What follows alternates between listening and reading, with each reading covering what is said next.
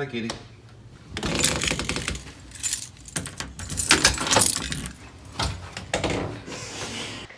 Hey, what's going on? Welcome back to the vlog. It is a beautiful Memorial Day weekend, and I am on my way up to Orange City to play some cards. They're doing one of their ridiculous high hand promotions, so I'm pretty sure the room's gonna be packed.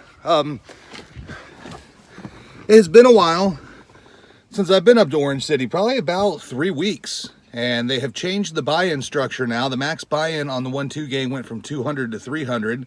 And the max buy-in at the 2-5 went from 800 to 1200, and they're doing $10 bomb pots every dealer change, and they're double board bomb pots. So I have heard from some of the guys I play with at 1-2 that it's really opening up the action at the table. So this should be fun. This should be exciting. Let's go in and make content and make money. If you enjoy, like and subscribe. Let's get to it. Today's vlog is a little different, as I'm pretty much going to breeze past the first 4 hours of my session. It was shit. I couldn't really get anything going. There was a little bit of run bad, there was some play bad, and it was a lot of very inconsequential small to medium sized pots. Let me show you. There's a button straddle. We're in +2 and we look down at King 10 offsuit. We see 2 callers before the action gets to me, and I bump it up to $25, and 40% of the way to Broadway. Only the straddler calls, so we're heads up to the flop. The flop is Ace-Jack-5 Rainbow, so we flop a gut shot.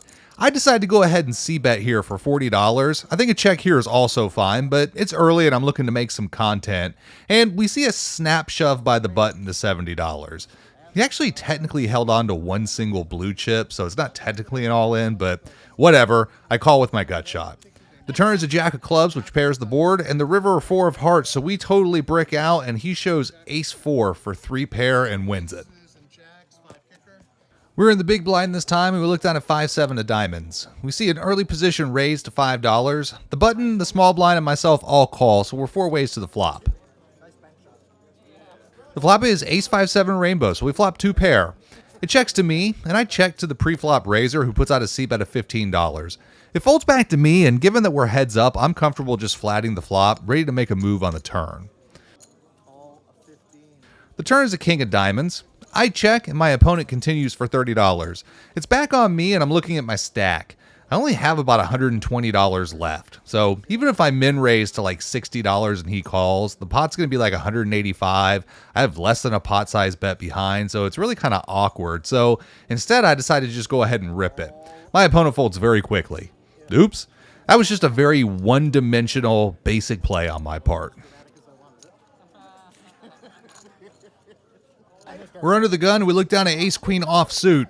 I open the action for $12. We see calls from the hijack and the small blind, so we're 3 ways to a flop. The flop is jack 8-3 with 2 diamonds, so we have 2 overs and some backdoor draws, but the action will check through. The turn is the ace of spades, so we've made top pair. The small blind checks. I throw out a bet of $25, looking to target a flush draw. The hijack calls, but the small blind folds, so we're heads up to the river. The river is a 9 of diamonds, so the flush completes, as does queen 10. I don't really want to check here and let him shove the river and represent diamonds, kind of putting me in a gross spot, so I lay a blocker bet of $60 out. I'm immediately jammed on by the hijack, and it's only for $84 total. So for $24, I call and tell him to show me the diamonds. Oh, I call. Show me diamonds. And he shows me 4-5 of diamonds for the baby flush. So bad. Again, just a very short-sighted play on my part. I should have noticed he only had $85 and either checked the river or jammed it. Instead, I chose the worst option. The very next hand, we get an upgrade to ace-king offsuit. It folds all the way around to the low jack, who limps, as does the button and the small blind. The action's on me, and I'm pretty sure you can see the steam coming from my ears, and I bump it up to $20. The low jack, the same guy from the last hand, calls, as does the small blind, so we're 3 ways to the flop. The flop is ace-4 deuce with 2 spades, so I've whiffed here. It checks to me, and I tilt jam my last $37. The low jack wastes no time calling me, and the big blind folds, so we'll see a run out. The turn is a 6 of clubs and the river a 2 of spades, and my opponent again flips over 4-5 offsuit for a pair of 4s, and we lose our first buy-in. So this was pretty much the first 4 hours. A whole lot of hands like this. I did have a hand after a break where I had pocket 10s and I flopped a set against Broadway. The camera knows if I'm drawing for a flush. How much? 55 more. Don't tell me you have Broadway. I do. Do you? He's confused me now. I don't have Broadway, I have a set.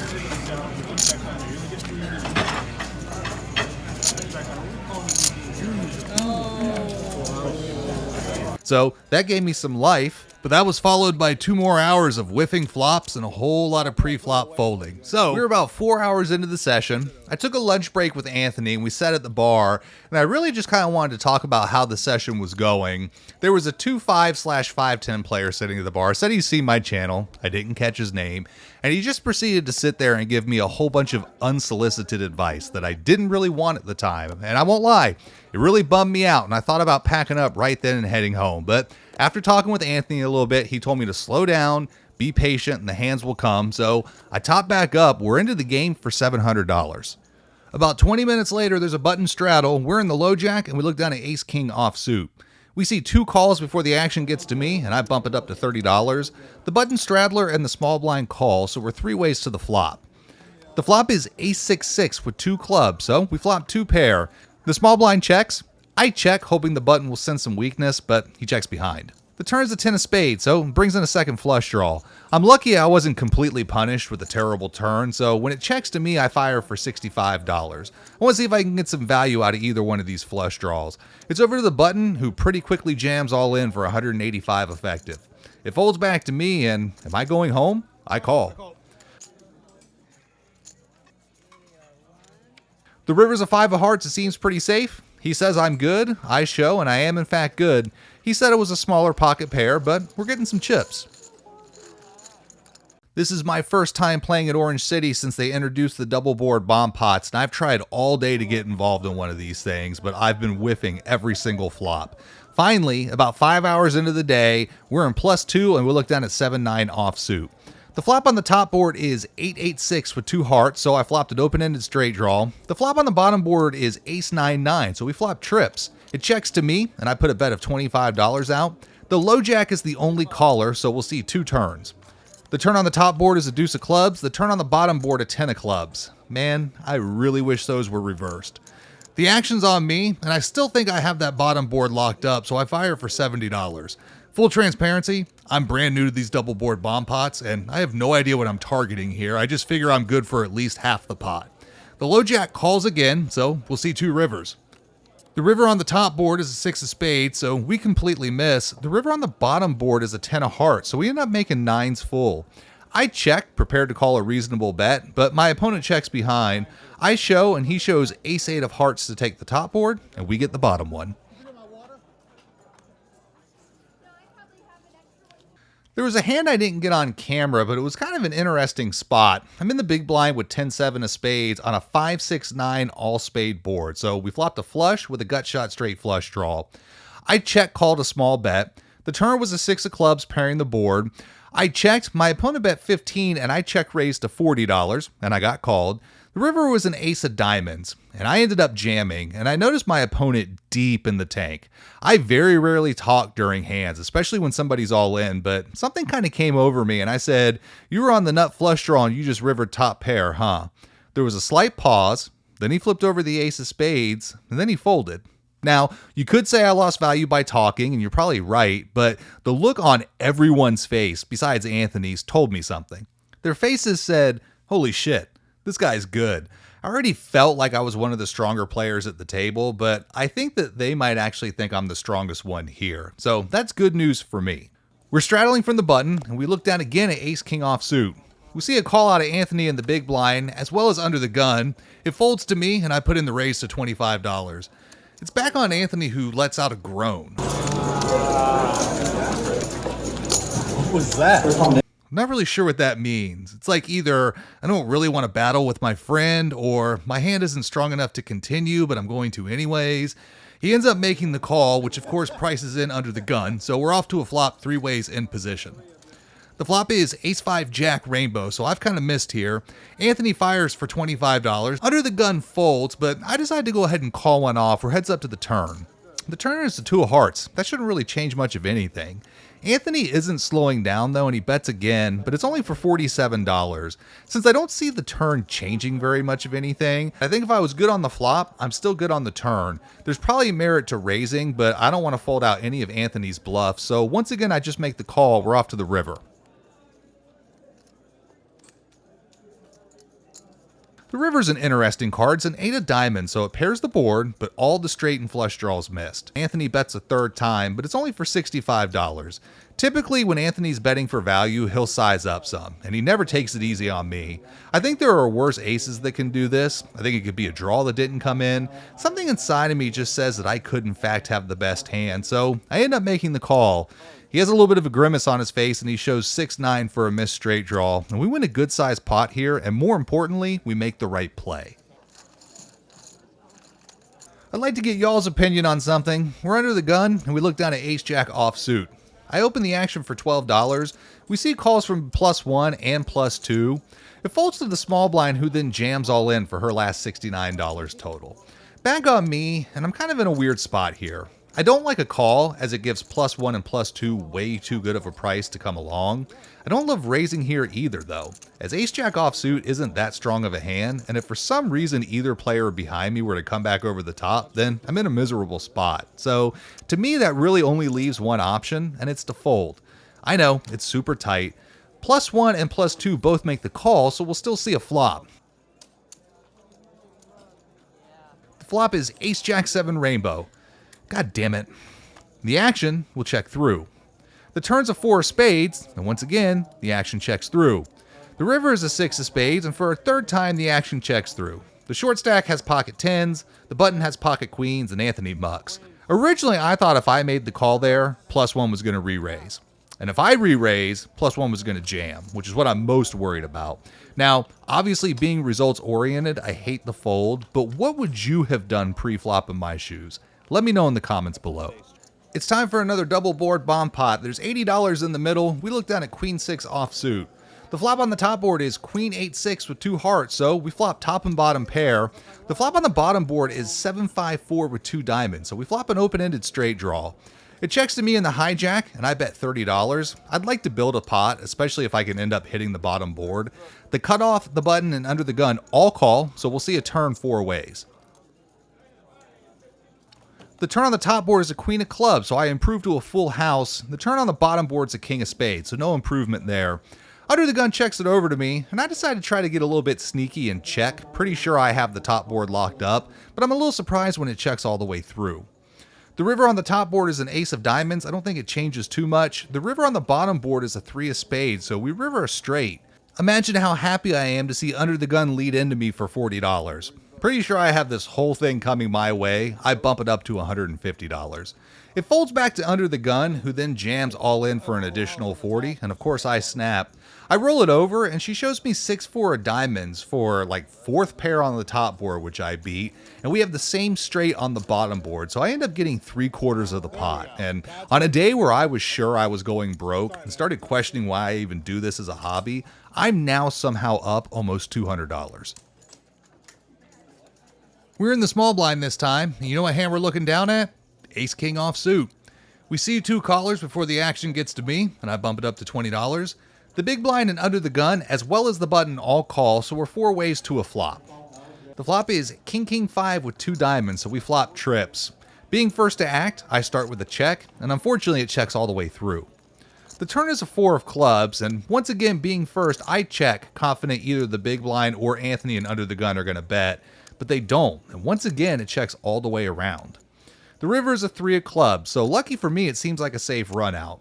I've missed 2 streets of value, so on the river, I'm going to overbet here. I'm going to try to make it look like a bluff, and I bet $80. It folds back to the button, who goes into the tank. All of the people in the hand, I expected her to be the weakest, so I'm surprised she's giving it so much thought. I do my best to look a little uncomfortable, and sure enough, I see her grab some chips, she counts it out, and then she lets out a sigh and calls. I show, and she mucks, and we get to win another one. We're in the small blind again, and for the first time, we look down at pocket jacks. We see +1 open to $15. We see a very quick call from +2. It folds to the button who also calls. The action on me, and we'll be out of position this hand, and there's a lot of interest so far, so I'm going to size up on my raise, and I make it $90. It's back on +1 who doesn't waste too much time calling. Everybody else folds, so we're heads up. The flop is 10-10-9 rainbow, so it's not the best board, but not the worst board. I'm not really sure what to do here. I think I have to bet, but I don't really know how much. I'm kind of wavering between a down bet and a solid C bet, and I end up going for the latter, and I bet $115. I'm almost instantly jammed on for $292 total. I'm kind of in the tank here.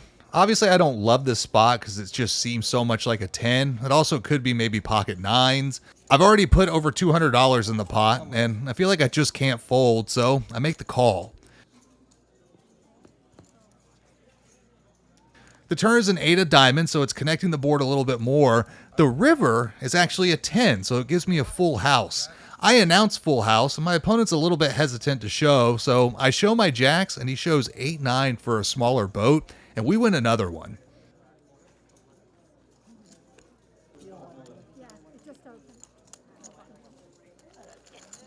And an example of how I might be Orange City's most viewer-friendly vlogger, we're in the hijack and we look down at 9-10 of spades. It folds all the way to me and I bump it up to $10. It folds back to Anthony on the button who re-raises to $30. It folds back to me, and while I don't love playing out of position against a guy like Anthony, I'm not going to fold for $20, so I make the call. I don't really remember what the flop was. I check and Anthony ends up betting, and he bets really big. He bets $120, like 2x pot. It's back on me, and he's either going for ultra max value against me, or he's bluffing. He might be telling me he has it. While I have a piece, I'm not sure it's enough, as I expect any turn bet to be north of $200, so Bullshit artist. I end up making the fold. Anthony shows some garbage like 8-3 offsuit or something, I don't remember, but he thought his daughter Makana might enjoy seeing her old man get one over on me. Spoiler alert, Makana, your dad's gonna give it back before we leave. Did I not call it? What did I say? Bullshit artist. Kyle Official and I are running our 1-3 meetup game on Saturday, June 24th at 1 p.m. 1-3 with a $10 double board bomb pot every dealer change. Kyle doesn't make it out to Orange City as much anymore, so if you want to play him, come on out, and who knows, maybe you'll make one of our vlogs. I want to take some time to say hello to Christina, one of the dealers at Orange City. She likes to watch all the Orange City vlogs, and she likes to look for her hands. So, Christina, pay close attention to the next few hands. It's bomb pot time again, $80 in the middle. We look down at 9-6 of hearts. The flop on the top board is 9-queen-4, so we flop middle pair. The flop on the bottom board is Jack-10 deuce with 2 hearts, so we flop a flush draw. It's starting with me, and I decided to go ahead and put a bet of $25 out. Again, I'm new to these. I don't really know what I'm targeting. It folds back to the button who makes the call, so we'll go heads up to the turn. The turn on the top board is a jack of clubs, so that board's getting really connected, and the turn on the bottom board is an 8 of spades, connecting that board as well. My opponent checks dark, and with no real hand made, I just check behind. The river on the top board is a 2 of spades, so I'm still sitting there with second pair. The river on the bottom board is a 3 of hearts, so we make our flush. My opponent checks, and so I jam all in for her last $68, and she ends up calling with Jack-8 offsuit for trips on the top and 2 pair on the bottom. So we chop, and about 6.5 hours in, we now have a very respectable stack. In the next hand, we're under the gun, and we look down at 9-10 of hearts. The pre-flop details are a bit fuzzy, but we're going 3 ways to a flop with $36 in the middle. The flop is King-Queen-5 with 2 hearts, so I flopped a gut shot straight draw and a flush draw. It checks to Anthony in late position who bets $15. It folds back to me, and with so many draws, I'm happy to call a street. We'll see a turn. The turn is the Bink Jack of diamonds, so we have the bottom end of the straight. I check, expecting Anthony to continue, and he does for $31. It's back on me, and my hand is made. Even though I have a flush draw, my hand might need a little bit of protection, so I put in the raise, and I bump it up to $90. Anthony gives his cards another peek, and then he ends up making the call, so we'll see the river. The river is an 8 of hearts, so now we've made a flush, but I'm not really sure I needed it. I'm also not 100% sure what to do here. Anthony has bet 2 streets, and he's definitely capable of running a triple barrel bluff, so I check it over to him again, but he quickly checks back. I show, and he insta-mucks, and looking back, I need to fire that river 100% of the time. Check calling the flop and then check raising the turn when the draw comes in makes me look so strong, so I don't blame him for not betting the river. However, we do get another win. Picking up the action on the turn, we're in +1 and we look down at king-queen offsuit. There was a raise and 3 callers pre-flop. The flop was ace-jack-10 with 2 clubs, so we flopped Broadway. It checked to me, and once again I decided to get real cute and I checked, and the button checked right behind. The turn was a 7 of hearts, seemed pretty blank. It checked to me again, so this time I fired for $50. I got calls from the button and the small blind, so we're 3 ways to the river. The river is a 7 of diamonds. It pairs the board. It's definitely not my favorite card. I like it even less when the small blind just rips it for 195 total. It's on me, and while I am a little bit worried about the small blind, I'm actually more worried about the button. He's a solid guy who has gotten the best of me in most accounts today. I think my best play here is to call. That way, if he comes over the top, I can evaluate and make a decision there. So I end up calling the 195. It's on the button, and he's taking his time with his decision. My heart is starting to race, and if you look real close, you can see my pulse in my right hand. The fact that he's taking so much time, though, has me feeling a little bit better that I'm not up against a boat. The button eventually flicks in a chip for the call. I roll it over, the button taps the table, and the small blind mucks, and we get another big pot pushed our way. In the final hand of the night, there's a button straddle. We're in the big blind and we look down at pocket 10s. It folds to me and I bump it up to $20. Anthony in +2 makes the call, as does the hijack, the same guy from the last hand. The button straddler also calls, so we're 4 ways to a flop. The flop is 7-5-3 with 2 clubs, so it's a pretty good flop. The action starts with me, and checking to induce action hasn't really worked that well for me today, so instead I fire for $40. I can charge straight draws, flush draws, and smaller pairs. Anthony in +2 and the hijack both end up making the call, so we're 3 ways to the turn. The turn is a jack of spades, so it's not the greatest card as it's an over to my pair, but I'm not really sure what jack shows up here except maybe pocket jack specifically. This time, with 2 guys interested in the pot, I do check looking for someone to fire, and Anthony does for $85. It folds back to me, and I still think I'm ahead of most of Anthony's range here, so I call again, we're heads up to the river. The river is a 10 of clubs. It's a very interesting card as I've made a set, but the obvious flush draw comes in. I don't want to check and let Anthony get away with checking back, so I fire the river for $225, and he insta-folds. Since it's my buddy, I decide to go ahead and show him, and he repays me by getting up, walking over, and knocking my stacks over. Jealous much? I played about another 25 minutes after, but nothing of significance happened. All the splashy fish had been busted out, so realizing the game is really starting to shift, I decided to rack up and book a really healthy win. So I don't know how this is gonna look when it's all edited, but let me see if I can try to paint the picture of what today was. I was here very early, one of like the first 3 1-2 tables open on the day, and on the surface it didn't really look like that good of a table. And as the room started to fill up, around me, I thought, man, there are lots of better games out here, but I didn't want to lose my optimal seat. I was sitting with Anthony, so I stuck it out. And after he and I spoke, he kind of pointed out that it was a good game. While there may not be a whole lot of monster pots, people weren't really in the mood to fold, and they'd pay you off for a street or two. And unfortunately, for like the first 4 hours, couldn't do anything. And it's amazing what a little lunch break will do. And I came back from lunch, and it was not that great of a lunch, which is surprising for this place because they have really good food. And then I just got slapped in the deck. I don't even know how long it was for. I guess it was only for like 3.5 hours, but I felt like I played 24 hours today. Like this felt like the longest session, but in the end, obviously it worked out in my favor. We were into the game today for 700, out for 2316, and we did that over like, I don't know, X amount of hours. So here's what the hourly breaks down to. So if you enjoy, like and subscribe. We'll see you next time. If you enjoyed this video, please make sure to drop a like and subscribe to the channel for more poker content. And you can follow me on Instagram at 7cardflushpoker.